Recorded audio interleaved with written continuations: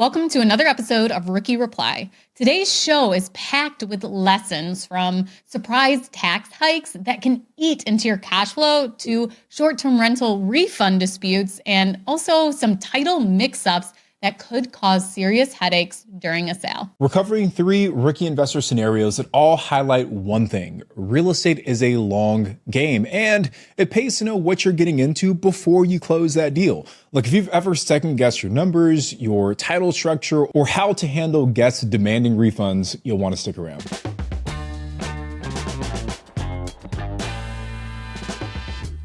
This is the Real Estate Rookie Podcast, and I'm Ashley Kerr. And I'm Tony J. Robinson. And with that, let's get into today's first question. So the first question today comes from the BiggerPockets forums. It says, I bought an investment home in Goose Creek, South Carolina in April of 2024. After analyzing all the numbers, it looked like I would make about $400 per month in cash flow, which I did for about a year until April 2025. Then my home was reevaluated by the county and assessed at $226,000, which previously, guys, it was at $13,600. My taxes jumped from $900 a year to $3,495 per year. That's a crazy increase. My new mortgage payment increased by $300 per month, leaving me with only $100 per month in cash flow, and that's before CapEx or vacancies. I can't increase the rent since the tenant just signed a lease through next July. Should I sell now, or what's the best way to calculate if I'll take a loss? First, I got to say that's a massive jump here. $13,000 to $226,000. Like, oh my goodness.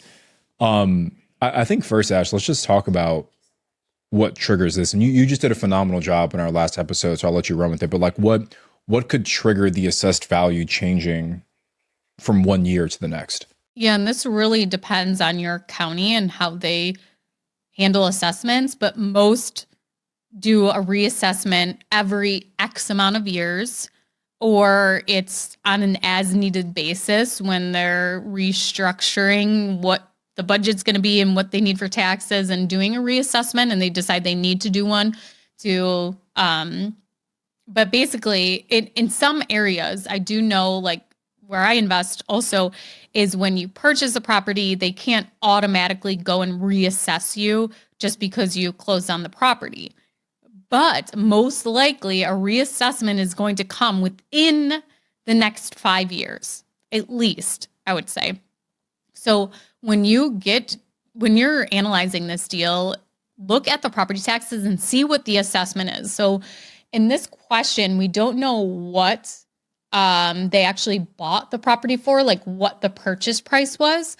But if you look and see the assessed value is $13,600 and you're purchasing this property for $250,000, that right there is going to be a red flag for you that, wow, when the county does do a reassessment, they are going to look at the sale history of this home. And most likely it's not going to assess for exactly what you purchased it for. On the taxes, you'll see on the tax record, you'll see market value, and you'll see assessed value, not appraised value, assessed value. So the assessed value is usually lower than the market value. I have seen in most circumstances, the market value is less than what the property would actually sell for, and then the assessed value is less than that, but that's not always the case, just typical. So a little side note on assessments, if you're looking at your property tax record and someone says, well, I'm only going to pay, $50,000 because the property is only worth $50,000 because it's assessed for $50,000. The assessed value is not the appraised value. And I've seen that as a common misconception. Appraised value is when an appraiser comes in and determines the value of a home. When your property taxes are assessed, there is not an appraiser coming into your home to actually determine the value of the property compared to other properties in the area and what it could actually sell for. So just a big difference in appraised and assessed value. That's a great breakdown, Ashley. And I think from a person who's buying, like on the buyer side, especially for rookies, there's a couple things you want to consider. And Zillow actually does a really good job of laying out the property taxes. Like if you open up most Zillow listings, it has the property tax information on a year by year basis. And I spot checked it multiple times against like county records, and it's usually pretty spot on. But obviously going straight to the county assessors where you can get the most accurate data. But even if you just pull up Zillow, and if you're looking at buying a property, look at what the property taxes have been in the last several years. And if you see that that number has been relatively flat for the last several years, then maybe you can assume that there's going to be some increase when you buy that property. So if last year property taxes were $1,000, maybe you should assume a 25% increase, a 50% increase. Now, $13,000 to $250,000, that's a massive increase in assessed value, right? Which brings me to my second point. You as the property owner, and I believe this is in most counties, I guess you guys can check me on this, but as the property owner, you do have the ability to appeal or to contest the assessed value of your property. Because to Ashley's point, there's no appraiser coming through and doing a full appraisal on this property. Like there's some process they have internally to come up with these values. And if you feel that your assessed value is not in line with the current market conditions, you can actually challenge that. And we did this once, and we're in the process of doing it again right now. And I can't speak to it super closely because my partner was one that kind of led this, but we did successfully challenge one of our property tax records because we felt what they came back with was just like super unreasonable. And if you can show proof of like actual values of what's being sold, other property taxes for similar properties in your area, that's kind of evidence you can take to them to contest.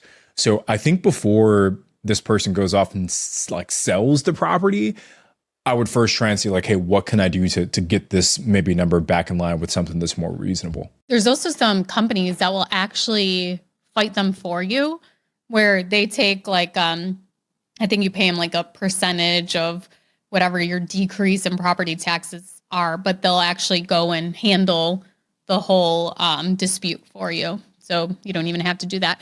And also look too, because on the property tax bill, it will tell you a date that you have to appeal, and you have to make your appeal before that date too. And you can't go back. So they take, into account all these things. And it's going to be very, very specific county to county. Like, for example, Tony mentioned like he can go to the county records and pretty much find all the information there, or it's on Zillow. Well, in most cases, markets by me, there will be the town and county tax, there will be the school tax, and then there also may be a village tax. Like Tony, you don't have village taxes near you, right? We do not, yeah. Yeah, so on the town and county website, they're not going to have the village taxes in most cases. So you may have to like make sure you understand all of the actual taxes that can be billed to that property to really get a full understanding and what the assessed value is on each of those taxes too. Let's say that you do end up losing the appeal and you're stuck now with this massive increase in your property taxes. What are your options? I do think obviously an option is selling, right? You could say, hey, I've still got equity built up in this home and I could sell and I could 1031 those funds into something else where maybe the risk of property taxes increasing aren't as high. That is definitely one option. But I think in order to somewhat confidently make that decision, you've got to go back to what your motivation was in buying this deal. If it was just to maximize your cash flow, like the actual raw dollar amount you're getting every single month, then potentially, yeah, selling does make a ton of sense. But if appreciation is at all important to you, if ease of managing, maybe this is a really easy asset to manage, if tax benefits, maybe you did a cost segregation study and, bonus appreciation is now back at 100%, like maybe there were some other motivations for you on keeping this deal that outweigh the decrease in cash flow that you're getting. So I think to confidently make a choice, you've got to first figure out or go back to, hey, what was the main goal and priority when I bought this? The next question is actually from an Airbnb host in the BiggerPockets community. So thank goodness we have Tony here as our short-term rental expert. So this question says, we had 5 families stay at our newly built short-term rental. They reported a mouse sighting on day 2, but still used the hot tub and stayed the full weekend. After checking out, they requested a full refund of $1,370. Airbnb investigated and recommended a 30% refund, which we agreed to. But then they left a 1-star review. We appealed and it was removed. What's fair when it comes to refund requests like this? And how do you protect yourself from guests who use bad reviews as leverage? Tony, I'm so sorry, but I set you up with false hope because this actually happened in one of 2 Airbnbs where there was a mouse sighting. So I guess like in the Smoky Mountains, maybe, has that happened in any of your cabins? In the Smoky Mountains, it definitely has. Yeah, so I guess I'm curious, Ashley, in your situation, what did you do with the mouse sighting? Well, I was actually really worried about this because when we bought the cabin and it was very dilapidated, we did a ton of work. And even when we were remodeling it, we would take the kids sometimes and go and stay in it. But like there was mouse turds, you could hear scatters in the walls, and like, this is not a very well insulated cabin. Like it's an A-frame and like we renovated it, but it is still not completely tightly sealed up. And so we did try and find like every possible hole and, get it enclosed, but we knew there would be problems. So we actually put into our listing a little disclaimer that says, please be aware that this is a cabin in the woods where you may see critters, rodents, and other creatures in or around the cabin because of being in nature or something. I don't know. It sounds way more pleasant than just like you might have mice, snakes, raccoons, or whatever. We have that in there. So when we did have a guest message about the mouse in there, we let them know, like, we can send someone over. It was like in the middle of the night. We can send someone over tomorrow and set some traps if you'd like, and blah, blah, blah. But they had actually called Airbnb too. And we like told Airbnb, like, it is in our listing. And so they ended up deciding to leave, and we just, to keep the peace, we charged them for the one night they were there, refunded them for the rest of the time they were staying, opened up our booking.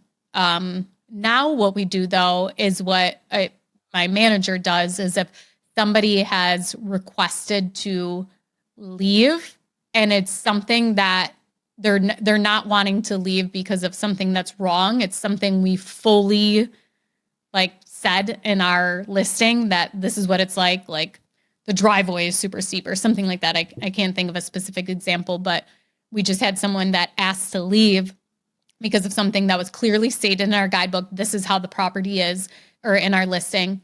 And what she does is she says, we will offer, if you would like to leave, we will open up those nights. And if we get a booking, we will refund you the difference.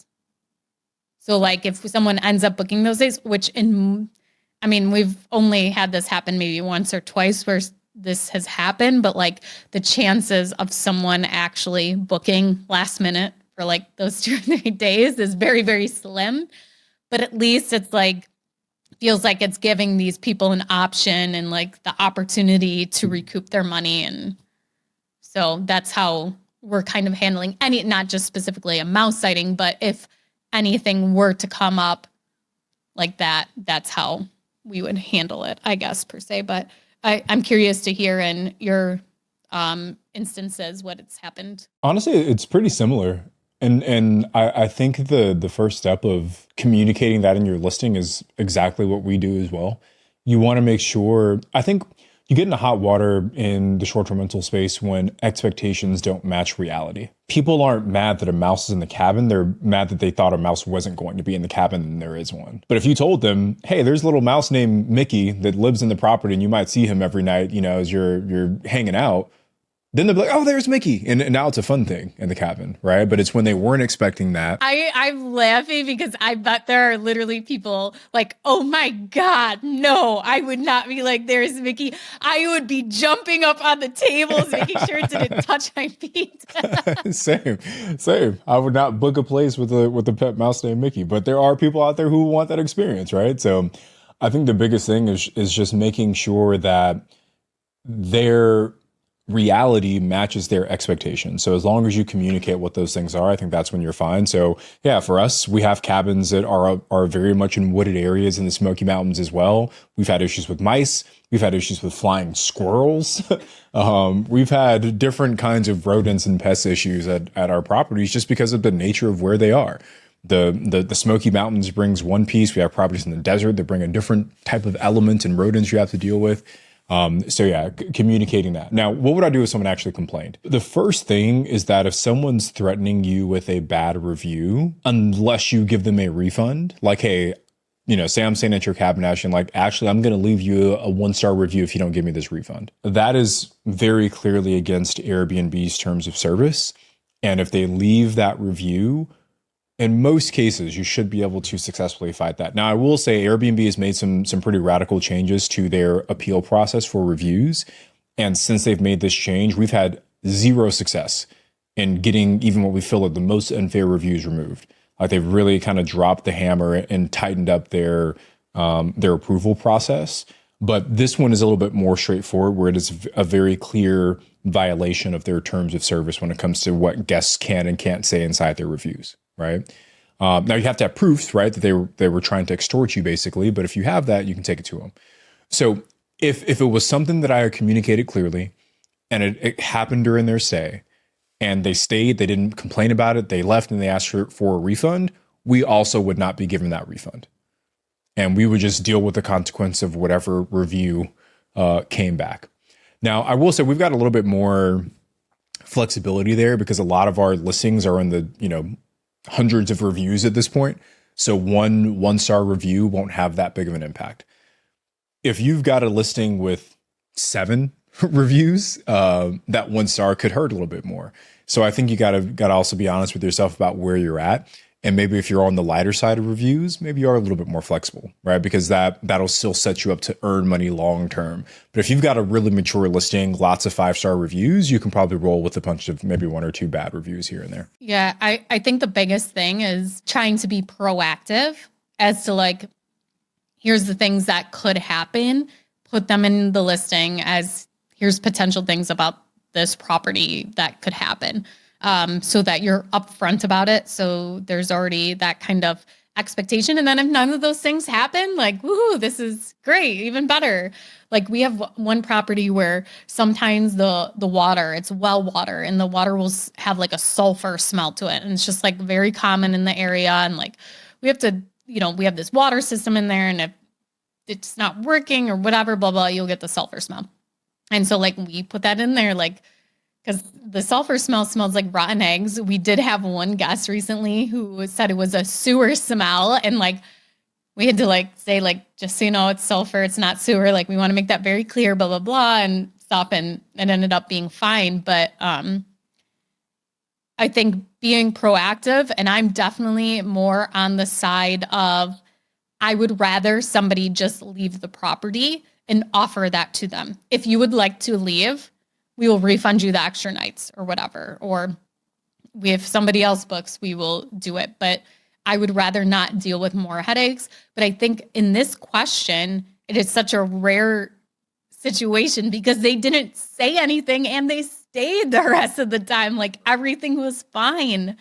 So I think that definitely would eat at me more that they didn't bring it up right away and that they stayed the whole time. I just want to give an example from our own portfolio about setting the right expectation. One of the first properties that we bought in Joshua Tree, it is very remote. It's like at the very northwest end of the city, and sits by itself, and it's on a like a bumpy dirt road, like the last like 10 minutes probably to get there. And when we first launched the listing, we were getting people complaining about this bumpy dirt road. So we have it in the listing now, and I'm going to read this verbatim. It says, if peace and tranquility are what you're looking for, you can stop your search at the Desert Daisy House. Designed to give you the perfect escape to distress and unwind, it is located well off the beaten path. In parentheses, it says sometimes bumpy, right? So we put it there first, like in the very first sentence. And then we've got it in big capital letters. It says, please note, the last 15 minutes of the drive to this property are on a dirt road and can get a little bumpy. Please use caution if there's heavy rain. And we have it listed I think at least 2 more times here about it. It's going to get bumpy on the way out there. And the reason we do that, the reason we over communicate, the reason why, someone maybe shouldn't book is so that people can't complain about it later, So the more you can do to communicate the reasons why people shouldn't book, the better job you can, or the easier it becomes, I should say, to still get that good review on the back end. Yeah, that's a great point. And we do that with a driveway that's really steep, and say, like, if it has rained a lot, that driveway will get really muddy and you might not make it up. Like, we recommend a 4-wheel drive vehicle. And there's probably a bunch of people that have read that haven't booked because they just have like a little car and they're like, well, we wouldn't make it up. But there's also people that will message us and they'll say, I have this all-wheel drive Subaru and you think that, my car would be fine or whatever. And, we can kind of help them navigate that. So it's not completely eliminating people, but it's bringing people in to actually ask questions too and still book the property. So it definitely has worked well, being straightforward. If they book with their little Honda Civic and it gets stuck, like, they can't be mad at anybody but themselves, because they saw that. Yeah, we did actually have someone not too long ago that like parked at the end of the driveway and they literally messaged us and said, just so you know, we didn't make it up the driveway. Yes, we were fully aware that we might not. Like, we're completely fine with it. We just wanted you to know our car's parked at the end of the driveway. And we love the place. And we love it, right? Yeah. So setting the right expectations. So yeah, sometimes you can't avoid a bad review. I think it's just part of being a host today, but hey, you do what you can. You control what you can control. For our last question today, we are back in the BiggerPockets forums. And this question is, I bought a property in Wisconsin with my mom. We're both listed on title as tenants in common and bought 50-50 in cash. But shortly after, I took out a HELOC and paid her back with interest. She has no stake in the property anymore, but she's still on title. I've made all the payments since. She doesn't feel entitled to the equity, but how do we handle this at the time of sale? Really good question. So I think the first step is maybe putting something in writing. Like, if your mom is going to stay on title, put something in writing that upon sale of the property. But also too, like, I think it's better to be proactive and to get your mom off title now on the property. Like, what if there was a lawsuit and something happened and the tenant sued you and your mom has nothing to do with the property anymore, has no equity ownership into the property, but yet now she's being sued because she's still on title. So I think for your mom's sake, removing her off title. I've done this before, moving someone off title, where we would just do a quick claim deed because I'm still the owner. I already had all the title work done, already had the survey done. I didn't change anything to the boundary lines, take out any more liens on the property, or nothing has changed in my ownership of the property, where I would need to go through and do a whole new title search on the property. So what you can do is just a quit claim deed. And basically, you're signing and they're signing that they're no longer on the deed, and it's just you on the deed.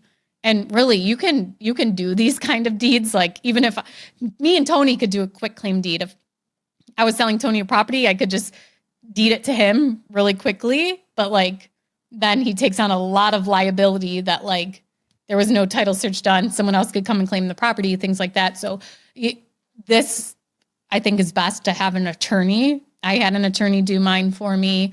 But I know in states that don't use attorneys for closing or things. But Tony, like you don't in California, would you, in this circumstance, still recommend an attorney to help you with this? Or could you go like right to the title company? The first time we did it, we did hire an attorney to help us with the documentation. But once I saw like the formula of how to put the quick claim deed paperwork together, then we've done a few and I've just done them myself. And honestly, at least for my county, like if you go in person, they can be pretty helpful in terms of like how to fill out some of the paperwork to make sure you're doing it the right way. So like for me, there's two documents that we have to fill out. There's the actual quick claim deed that you have to get notarized by all the parties. And like quick note here, one of the first times I did this the wrong way, but like it's the person asking the question and his mom. We did a deal where we were removing ourselves from title. And we just had ourselves sign it. And then the remaining partner, since they were keeping it, we just had them as the person who was like going to remain on title. Everyone who owns a property has to get it notarized, even if the person who's saying on the deed, like nothing's changing with their ownership. So, just make sure everyone signs that initial quitclaim deed. Which makes sense. Like, say me, you, and Sarah are partners, and you guys go and all of a sudden deed the property to me after we just put a ton of debt on it, but you got your amount of money and now I'm the only one. It makes total sense in retrospect, but to me, when I was filling it out, I was like, oh yeah, I mean, it's their property. Like who would carry it? But they're like, no, everyone needs to sign it. So that's one piece, to make sure that you get it done up the right way. And then there's also like some transfer tax type of information you have to fill out as well. And again, the folks at the counter are pretty helpful for me with that. So attorney the first time, DIY the every time there afterwards. Well, thank you guys so much for listening to this episode of Real Estate's Rookie Reply. I'm Ashley and he's Tony. If you guys want to head over to the BiggerPockets forums, submit your questions there. You'll probably get a ton of answers from other investors that are like-minded like you to help you in your situation. But we also may pull your question for an episode on Rookie Reply. Thanks so much for watching. We'll see you guys next time.